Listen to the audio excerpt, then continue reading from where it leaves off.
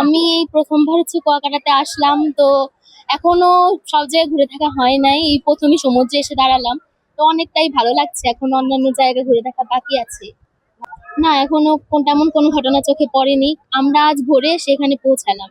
তো এখন রেডি হয়ে ঘুরতে বের হয়েছি। এখন সমুদ্রে স্নান, তাছাড়া ঝাউবন, শুটকি পল্লী, রাখাইন বৌদ্ধ মন্দির, এছাড়া অন্যান্য অনেক জায়গায় ঘুরে দেখতে ইচ্ছা আছে, কারণ এটা যেহেতু একটা পর্যটক কেন্দ্র।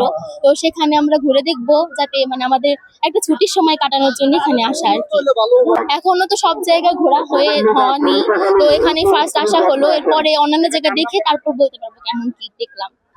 সমুদ্র সৈকত বলতে এর আগে কক্সবাজার গিয়েছি। কক্সবাজারের মতো কুয়াকাটা অতটা এখনো উন্নত হয়নি, তবে কুয়াকাটাও মানে কাছে ধারে দিক থেকে দেখতে গেলে অনেকটাই মনোরম পরিবেশ সৃষ্টি করছে আমাদের জন্য। আমরা ফরিদপুর জেলা থেকে এসেছি। আমার মা, বাবা, ভাই, মামা, মামি, আমরা এই কয়েকজন এখানে ঘুরতে এসেছি। মূলত মানে ফ্যামিলি যে টাইমটা স্পেন্ড করার জন্য এসেছি এখানে।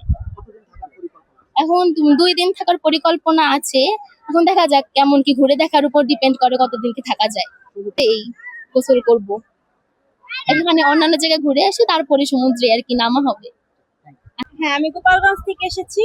এই নিয়ে আমি কুয়াকাটা 2বার আসলাম। আমার এই কুয়াকাটা খুব ভালো লাগছে। এর আগের বার ভালো লাগছে বিধায় এবার আসছি, এবারও ভালো লাগছে। আর এখন হচ্ছে প্রথম এইখানে আসছি, অন্য কোথাও আমাদের এখনো যাওয়া হয়নি। বৌদ্ধ মন্দির আছে ওইখানে, তারপরে ঝাউবন আছে, এই আশপাশ দিয়ে ঘোরার ইচ্ছে। আর স্নান করার তো খুবই ইয়ে আছে। আমার হাজবেন্ড আসার জন্য করছিল, তারপরে আমরা পরিবার নিয়ে আসছি সবাই মিলে। তো ভালোই লাগছে, পরিবার নিয়ে আসার তো একটা অন্যরকম অনুভূতি।